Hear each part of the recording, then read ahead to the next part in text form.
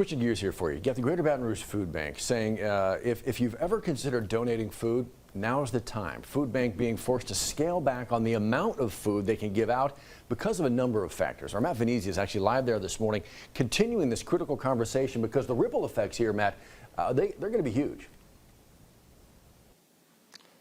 Yeah, most certainly. The community is certainly needing, assistance here from the food bank, and having those reductions come into play here is certainly a conversation. And part of that conversation is going to continue here with Mike Manning here, the president of the Greater Baton Rouge Food Bank.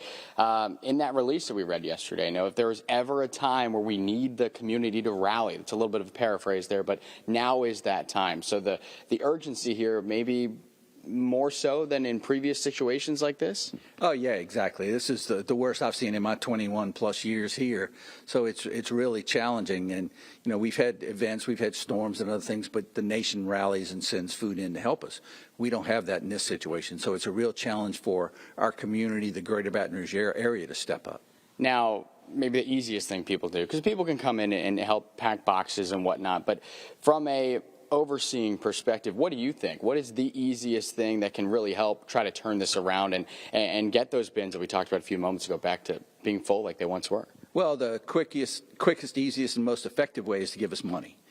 For example, we just purchased a tractor-trailer load of fresh potatoes, and we got that for $2,400.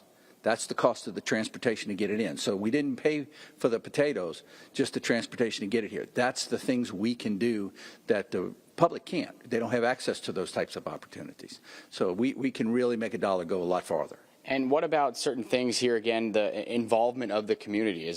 Can you get more events on the docket, more people in the building here? How does that kind of play into the strategy here, if you will, of trying to increase the food that comes in? Well, from a volunteer perspective, we're pretty much fully booked for at least the rest of the month. But they could do a food drive if they want to. They could do a fund drive. They can just send us a couple of dollars. Every dollar helps, because that helps us to provide the equivalent of at least 3 meals.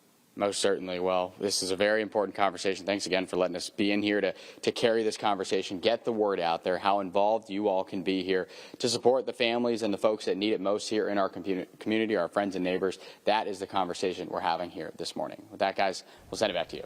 So many easy ways to help. Matt, thank you.